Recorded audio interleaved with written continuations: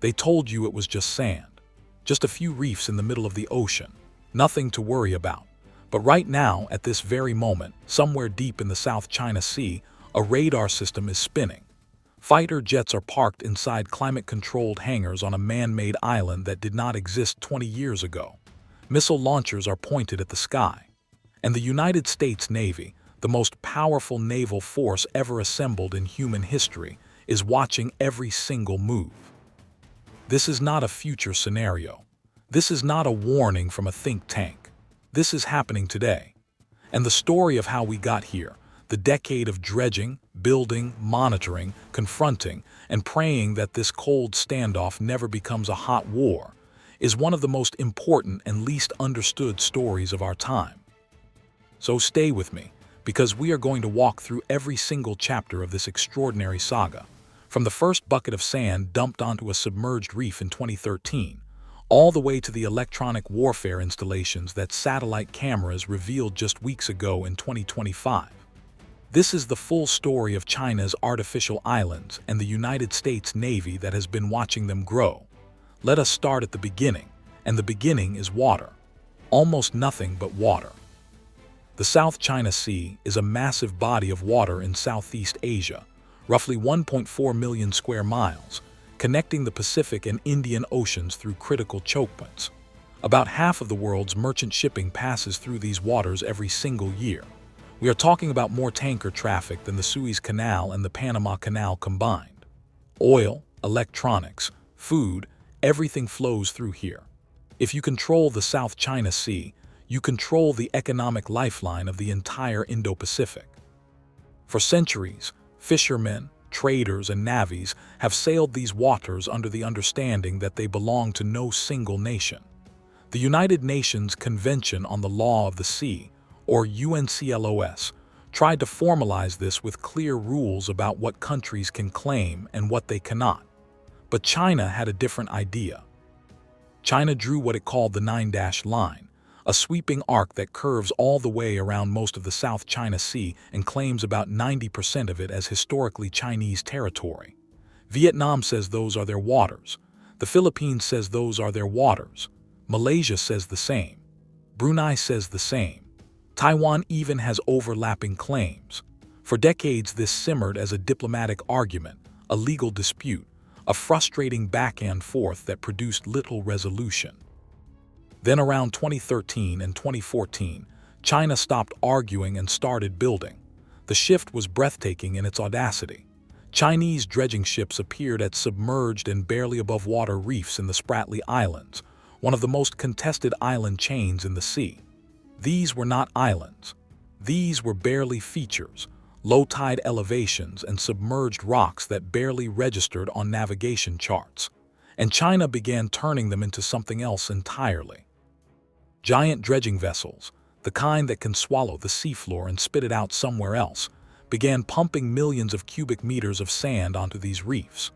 Coral ecosystems that had taken thousands of years to grow were buried under concrete and steel. The transformation was staggering in speed.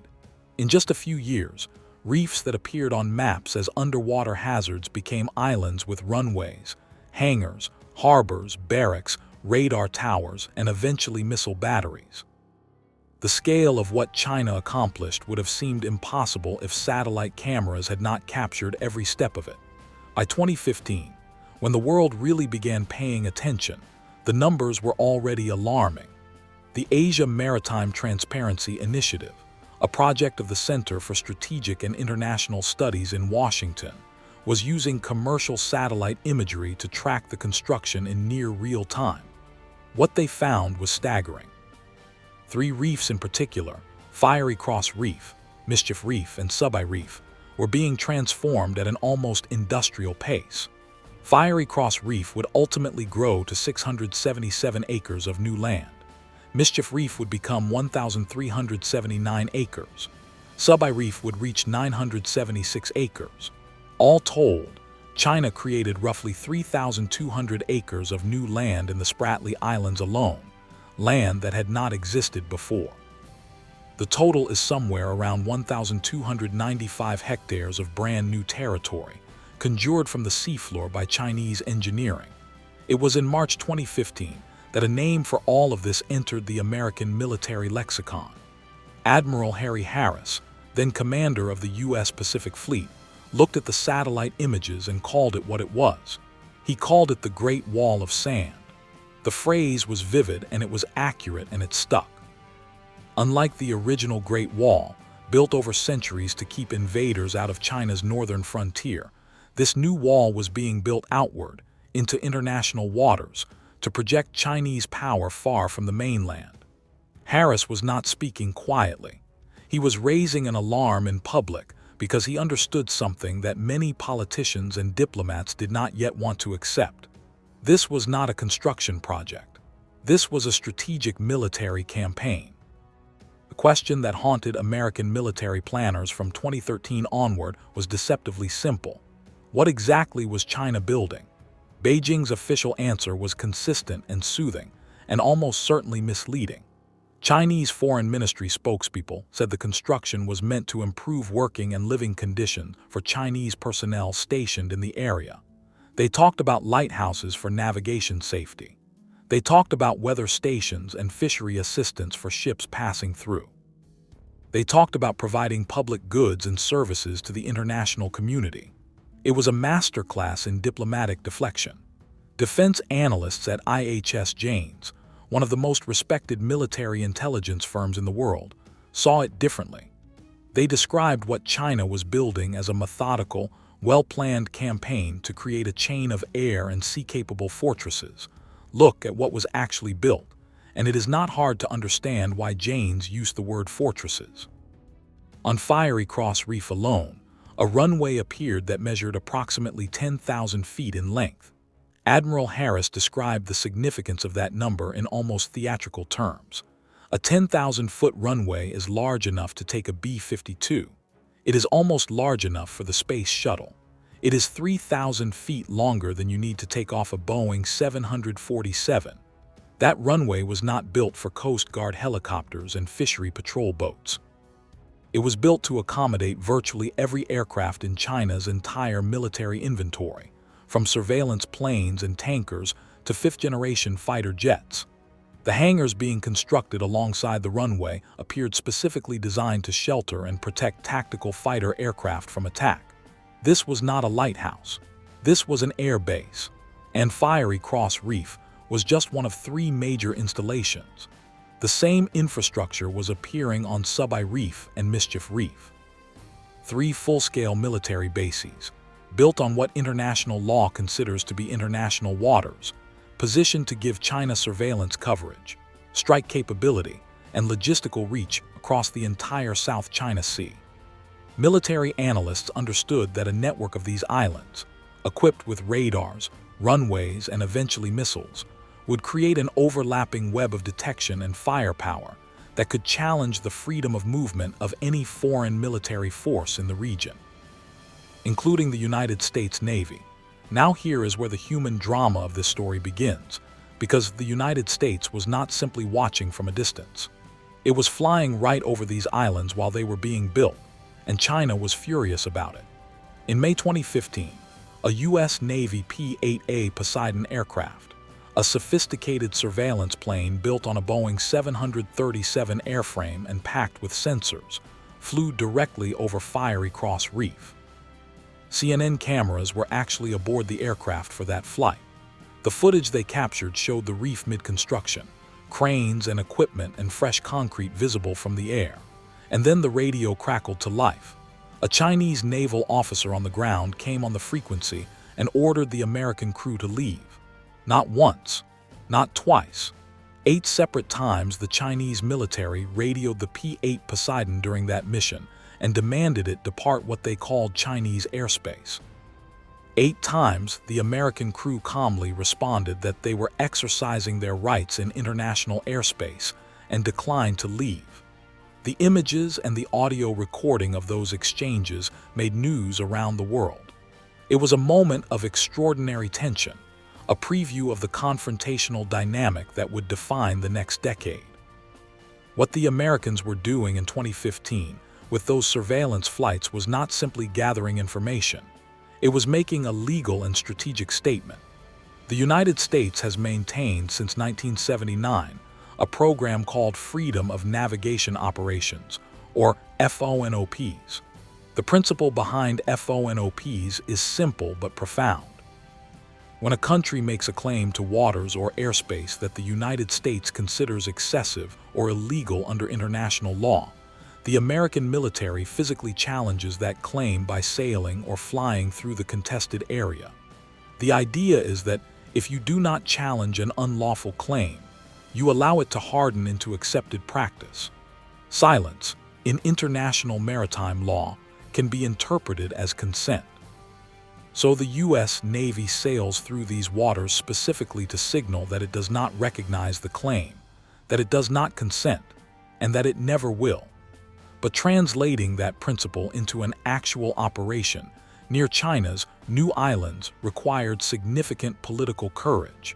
And in the early days of the Obama administration, there was agonizing internal debate about how far to push.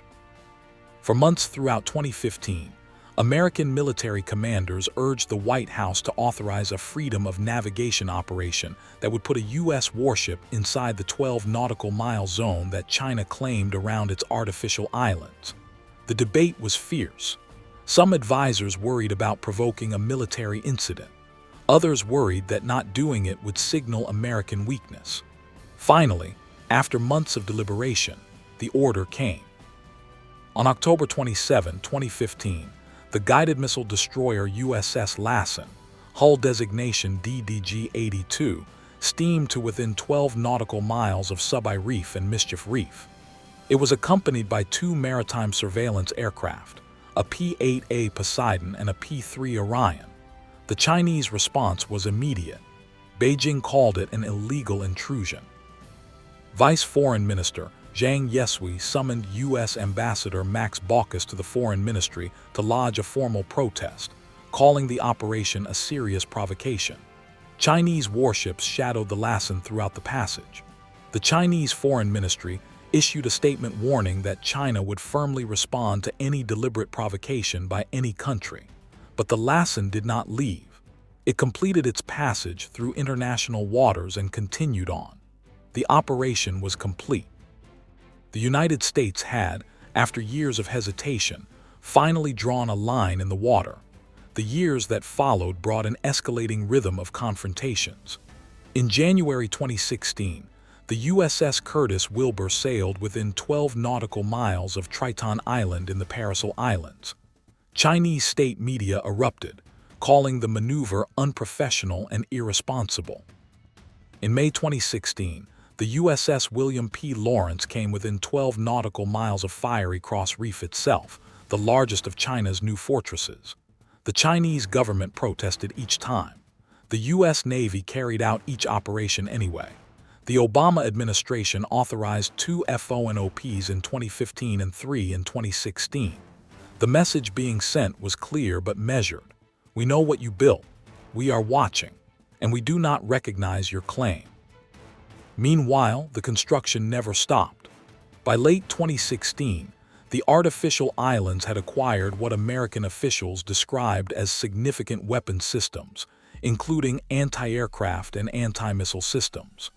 The militarization that Xi Jinping had promised in 2015 would not happen was visibly, undeniably, happening. In 2015, Xi Jinping had stood in the White House Rose Garden beside President Obama and assured the world that China does not intend to pursue militarization of the artificial islands. Within months of that statement, the evidence was already telling a different story.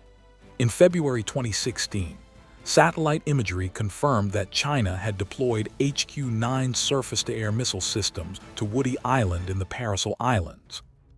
The HQ-9 is China's most capable long-range air defense missile.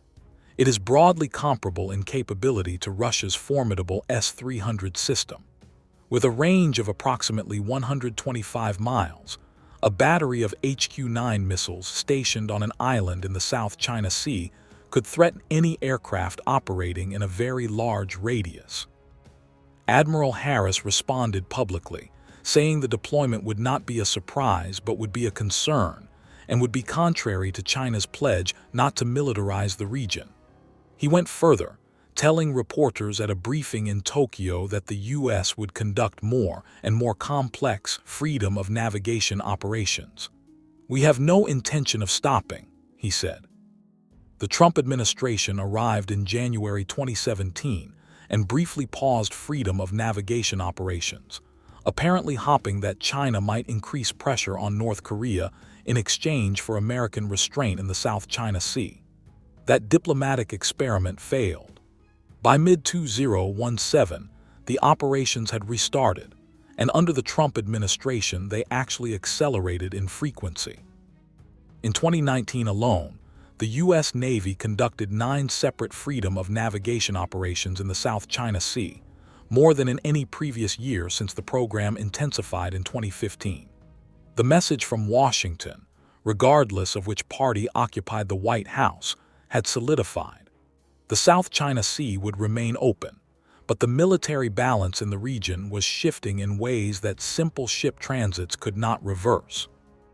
In May 2018, CNBC broke a story citing U.S. intelligence reports that sent shockwaves through defense communities. China had deployed 2 weapon systems simultaneously to Fiery Cross Reef, Mischief Reef, and Subai Reef.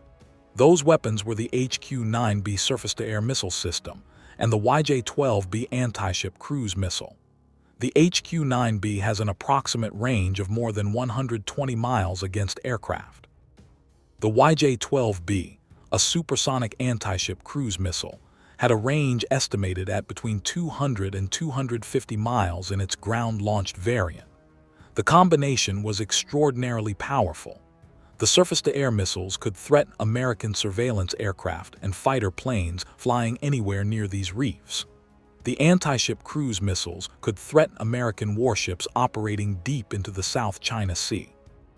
White House Press Secretary Sarah Huckabee Sanders acknowledged the development and said there would be near-term and long-term consequences. Pentagon spokesperson Dana White said the United States had been very vocal about its concerns about China militarizing these artificial islands. But the missiles stayed. Then came August 2020, a moment that concentrated minds in Washington and military capitals around the world. China had been conducting live-fire naval drills in the Bohai Sea, and a U.S. U-2 spy plane flew into what China claimed was a restricted no-fly zone associated with those drills. China was furious. And then on August 26, 2020, the People's Liberation Army Rocket Force did something it had never done before in this context. It fired ballistic missiles into the South China Sea. Not 1 missile, not 2, 4 missiles in total were fired. Among them were a DF-21D, the world's first purpose-built anti-ship ballistic missile, capable of striking moving targets at sea from over 900 miles away, and a DF-26B, China's intermediate-range ballistic missile, so threatening to American surface ships that analysts had started calling it the Guam Killer. The missiles landed in the sea between Hainan Island and the Paracel Islands. The message from Beijing could not have been more direct. Cross our lines, and this is what we can do to your aircraft carriers. The U.S. response to those missile tests included simultaneously announcing the blacklisting of 24 Chinese companies and individuals involved in construction and military activities in the South China Sea. It was a sanctions-based response, not a military one, which told you everything about the difficult position Washington found itself in. What do you do when your most important trade partner and most serious strategic rival builds fortified military islands in international waters, arms them with missiles that can sink your ships, and fires demonstration shots to prove it? There was no clean answer. There was only the ongoing, grinding, day-after-day work of maintaining surveillance, asserting rights, and hoping that deterrence held. By October 2022, those extraordinary aerial photographs obtained by Getty Images photographer Ezra Akayan gave the public something it had never fully had before: a close-up, human-scale view of what China had actually built on these islands. The satellite images had been powerful, but they were distant and abstract. The aerial photographs were different. They showed actual buildings, streets, radar towers, and aircraft on the runways. They showed sea-facing garages built into the island structures, garages that American analysts immediately began examining for what they might contain. Tom Shugart of the Center for a New American Security wrote publicly that the garages were likely designed for angled cruise missile launchers. Tyler Rogaway of the War Zone suggested the structures could house, service, and rapidly deploy launchers capable of firing surface-to-air, anti-ship, or surface-to-surface missiles. And then, almost as an afterthought, Shugart noted something remarkable. You could see a car driving around Fiery Cross Reef. Someone was walking down a street. These islands were not just weapons platforms. They were inhabited. China had, by this point, reportedly stationed more than 5,000 officers and soldiers across the islands and reefs it occupied in the South China Sea. The man who commanded American forces in the Indo-Pacific region at this time was Admiral John C. Aquilino. And in March 2022, in congressional testimony, Aquilino said something that cut through years of careful diplomatic language. China had fully militarized, he said, at least 3 of the artificial islands: Mischief Reef, Subai Reef, Fiery Cross Reef, fully militarized, not partially, not in the process of being militarized, fully. He added with a grim directness that this once again puts the lie to the idea these islands were built for the navigational safety of all. That statement landed with weight because Aquilino was not a think tank analyst or a journalist. He was the 4-star admiral responsible for the military defense of the entire Indo-Pacific region, and the United States had not been passive during this entire decade. Far from it. The surveillance infrastructure that America built around the South China Sea during these years was substantial and multi-layered. P-8 Poseidon aircraft operated from bases in Japan, the Philippines, Malaysia, and eventually Singapore, where the first P-8 deployment was announced in December 2015. These aircraft carry an extraordinary array of sensors, sonar systems, radar, and signals intelligence equipment that allow them to track submarines, surface ships, and electronic emissions across enormous stretches of ocean. In November 2015, within weeks of the historic USS Lassen FONOP-2 U.S., strategic bombers flew near China's artificial islands in the Spratly Islands, a show of strategic reach that Beijing could not miss. The U.S. also deployed MQ-9 Reaper unmanned aerial vehicles to the Philippines to bolster maritime surveillance capabilities. Satellites, both military and commercial, provided nearly continuous overhead coverage of the artificial islands. The Asia Maritime Transparency Initiative became a key public-facing resource, translating satellite imagery into policy-relevant analysis that shaped news coverage and congressional debates. The relationship between the United States and the Philippines became increasingly central to all of this. The Philippines holds a unique position in the South China Sea dispute. Several of the features that China built into military bases fall within what the Philippines considers its own exclusive economic zone. The country brought a legal case against China's claims before the Permanent Court of Arbitration, and in July 2016, that international tribunal issued its ruling.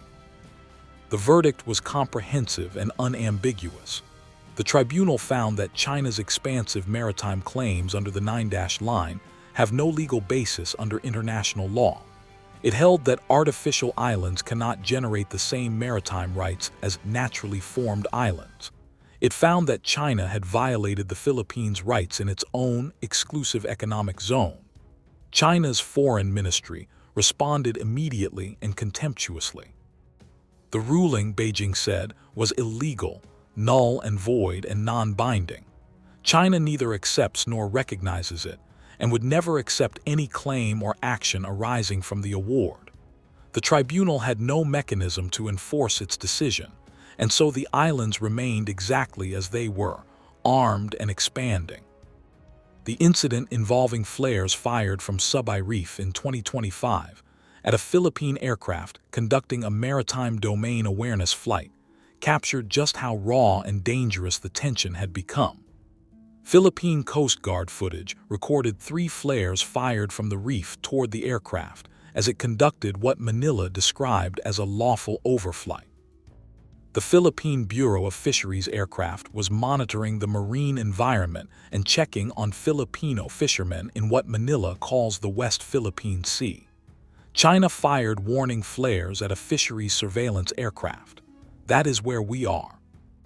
That is the day-to-day reality of living near China's Fortress Islands in 2025. The year 2025 brought new satellite analysis from the Asia Maritime Transparency Initiative that revealed what China had been quietly doing to its islands over the 2023 and 2024 period. The upgrades were not about adding more missiles or longer runways. They were more subtle and in some ways more significant. New facilities identified at all three of the major Spratly outposts, Fiery Cross, Mischief, and Subai, were likely to support vehicle-deployed electronic warfare or intelligence equipment. Enhanced radar facilities, new and improved antenna fields, reinforced electronic warfare installations. The AMTI's assessment was pointed and important. These upgrades underscore the fact that a major function of China's bases is to provide unparalleled ISR coverage of the South China Sea, supporting the operations of China's Coast Guard and Navy in peacetime, and allowing Beijing to contest the use of the electromagnetic spectrum by others in the event of a conflict. In peacetime, China's islands watch everything that moves. In wartime, they would fight to blind everything that moves. ISR intelligence, surveillance, and reconnaissance. This alphabet combination is the true strategic prize that China has been building toward all along. Missiles are dramatic and they command attention. But ISR is the nervous system of modern warfare. If you can see everything and your adversary cannot see you, you have an enormous advantage. China's artificial islands, when their sensor networks are fully integrated and operational, give Beijing something no other country possesses: a permanent, forward-positioned, hardened surveillance infrastructure in the middle of the South China Sea. A network of islands serving as unsinkable aircraft carriers, radar stations, and electronic intelligence platforms, positioned to monitor every submarine, every warship, every aircraft, and every electronic emission in one of the most strategically important bodies of water on Earth. American strategic thinkers and military planners lost sleep over what this ISR network means for a potential future conflict. In war games and simulations conducted by American think tanks and military colleges during the late 2010s and early 2020s, the results were deeply uncomfortable.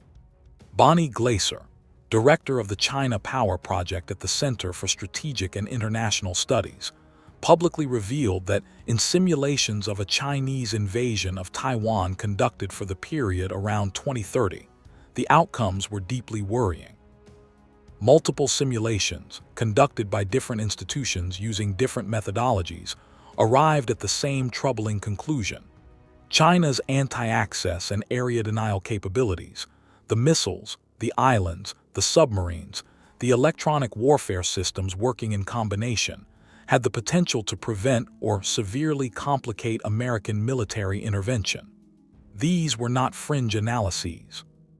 They were driving real decisions about American military posture, budget priorities, and alliance commitments across the Indo-Pacific. The United States' response to this strategic problem was not limited to freedom of navigation operations and surveillance flights. It was a broad and accelerating effort to build a network of alliances and partnerships across the region that could complicate China's strategic calculus. The partnership with the Philippines deepened significantly, including expanded access to Philippine military bases for U.S. forces under a new enhanced defense cooperation agreement. The AUKUS partnership, announced in 2021 and involving the United States, United Kingdom, and Australia, committed to helping Australia acquire nuclear-powered submarines, a capability directly relevant to the South China Sea challenge. Japan increased its defense spending and began extending its maritime self-defense operations in ways that were previously politically impossible. South Korea, Vietnam, and even India found themselves cooperating more closely with American naval forces on maritime security matters. The United Kingdom, France, and Germany all sent warships through the South China Sea to demonstrate that this was not simply an American position, but an international one.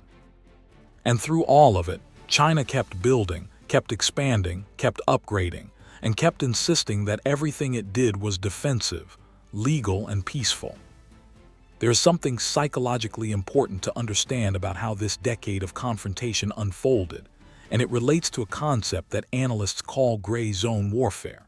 China never declared war. China never fired a shot at an American ship or aircraft in a manner that constituted an attack. China used its Coast Guard vessels rather than warships to harass Philippine fishing boats and supply missions. China fired warning flares rather than warning shots. China positioned missiles but did not launch them except in controlled demonstration tests. The approach was to accomplish enormous strategic goals through actions that were each individually just below the threshold that would trigger a decisive military response. It was patient, methodical, and extraordinarily effective. Defense analyst Malcolm Davis of the Australian Strategic Policy Institute put it bluntly. China's strategy was to present facts on the ground, or facts on the water, faster than the international community could develop a coherent response. And by the time the international community began developing coherent responses, the islands were already there, already fortified, already inhabited, already operational. The story of the U.S. Navy's surveillance of China's artificial islands is ultimately a story about the limits and the power of watching. Watching has accomplished real things. American surveillance has documented exactly what China built and exactly what weapons were deployed where. American surveillance has provided the evidence base for diplomatic protests, legal cases, United Nations submissions from countries like Australia, and detailed congressional testimony about the threat. American surveillance and the freedom of navigation operations that announced American presence has prevented China from establishing the kind of unchallenged dominance over the South China Sea that it initially seemed to be pursuing. The sea lanes remain open. The U.S. Navy continues to operate throughout the region. Allies remain committed and increasingly capable, but watching has not reversed a single acre of land reclamation.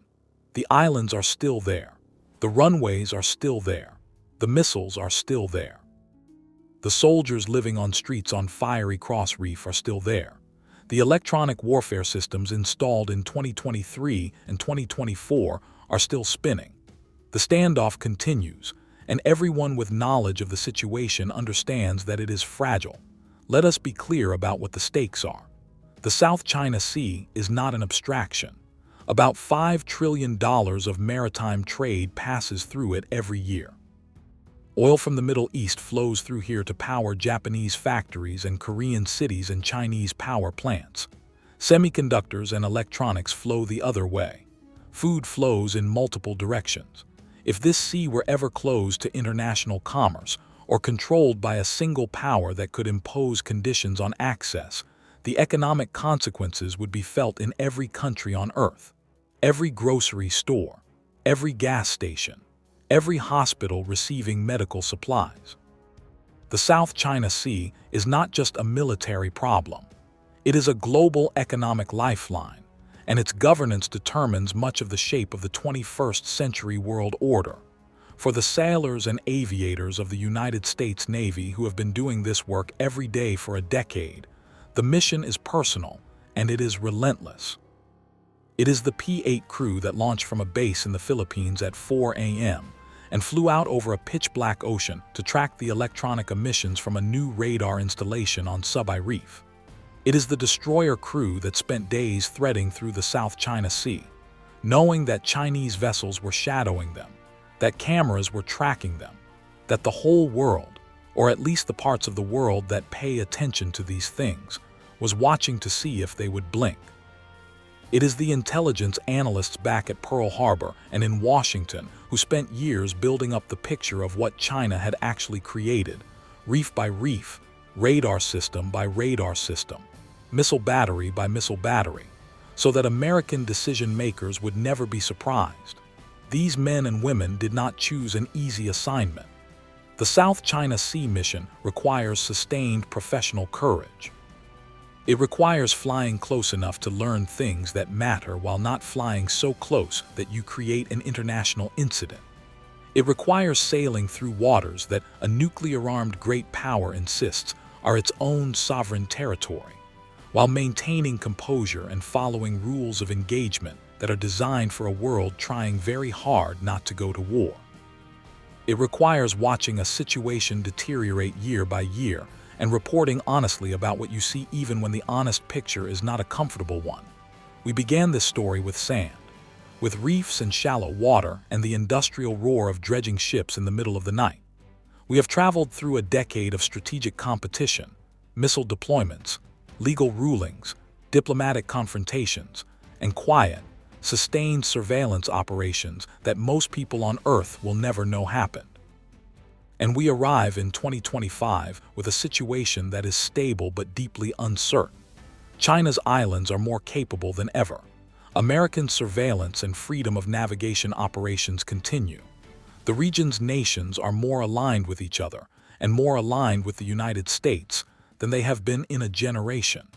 The international legal framework, though China rejects it, is clearer than ever about the illegality of what was built. And the conversation about what comes next, about whether diplomacy can find a path forward, about whether this gray zone confrontation can be managed without ever crossing into something far more terrible, continues. The Great Wall of Sand is built. It is armed. It is manned. And the United States Navy is still watching. What happens next will not be decided by sand or concrete. It will not be decided by missiles or radars alone. It will be decided by the choices that human beings make in Beijing and in Washington and in Manila and in Tokyo and in Hanoi, about what they are willing to accept, what they are willing to confront, and what kind of world they want to pass on to the generation that comes after us. Those choices are still being made. The outcome is still uncertain. And in that uncertainty lies both the danger and the hope of this extraordinary story that is still being written. One freedom of navigation operation, one satellite pass, and one quiet sunrise over the South China Sea at a time.